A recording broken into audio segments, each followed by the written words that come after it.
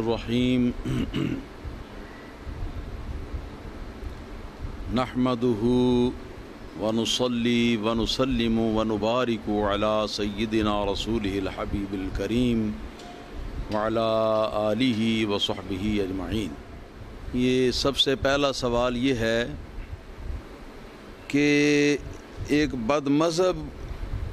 لڑکے کا کہنا ہے کہ تمہارے عقیدے کے مطابق حضور صلی اللہ علیہ وآلہ وسلم حاضر ہیں، تو حضور صلی اللہ علیہ وسلم کی موجودگی میں نعرے بلند کرنا جائز نہیں، کیونکہ تمہاری آواز حضور صلی اللہ علیہ وسلم کی آواز سے بلند ہو جائے گی۔ سب سے پہلے میں یہ عرض کروں کہ اس آیت کریمہ کی نسبت سے یہ بات کہی گئی ہے، اس کا شان نزول یہ ہے، بعض عربی جن کو تہذیب اور اخلاقیات کا علم زیادہ نہیں ہوتا، وہ نبی کریم صلی اللہ تعالی علیہ وآلہ وسلم کے دروازہ مبارک پر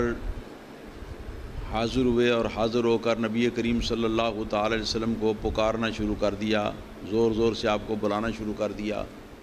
تو اللہ تعالیٰ وحدہ لا شریک نے ان کو سمجھاتے ہوئے یہ بتایا کہ اس طریقے سے جو آپ لوگ استعمال کرتے ہیں یہ ادب کے خلاف ہے، اور حضور نبی کریم صلی اللہ تعالی علیہ وسلم کے دروازہ مبارک کے اوپر اگر تم یوں ہی کھڑے رہتے، موجود رہتے، یہاں تک کہ حضرت نبی اکرم صلی اللہ تعالی علیہ وسلم خود بخود ان کے پاس تشریف لے آتے تو یہ ان کے حق میں اچھا ہوتا تھا۔ اس موقع پر یہ آیات اتنی، جن میں ایک آیت جو ہے وہ بھی ہے کہ جس کے حوالے سے ان صاحب نے بات کی ہے، اس کا یہ مفہوم نہیں کہ مطلقاً نبی کریم صلی اللہ تعالی علیہ وسلم کے سامنے آواز اونچی کرنا جو ہے یہ جائز نہ ہو، یہ نہیں، بلکہ ایسا انداز آواز کو بلند کرنے کا کہ جس کے اندر بے ادبی کا پہلو پایا جائے وہی ممنوع ہے۔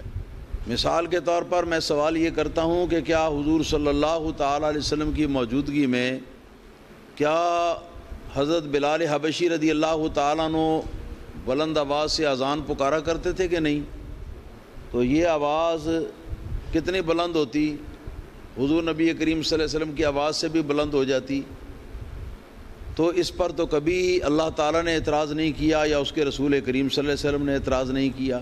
اسی طریقے سے جس وقت صحیح بخاری کی حدیث میں ہے کہ نبی کریم صلی اللہ تعالی علیہ وسلم اور صحابہ کرام جس وقت فرض نماز پڑھ کر سلام پھیرتے تو اس کے بعد اتنی بلند آواز سے اللہ تعالیٰ کا ذکر کرتے، اتنی بلند آواز سے اللہ تعالیٰ کا ذکر کرتے کہ یہ آواز جو ہے یہ لوگوں کے گھروں کے اندر سنائی دیتی۔ اور حضرت عبداللہ بن عباس رضی اللہ تعالیٰ عنہما جو اس حدیث کے راوی ہیں وہ فرماتے ہیں کہ میں گھر میں بھی ہوتا اپنے تو وہاں سے بھی اس بلند ذکر کی آواز کو سن کر تو یہ جان لیتا کہ واقعی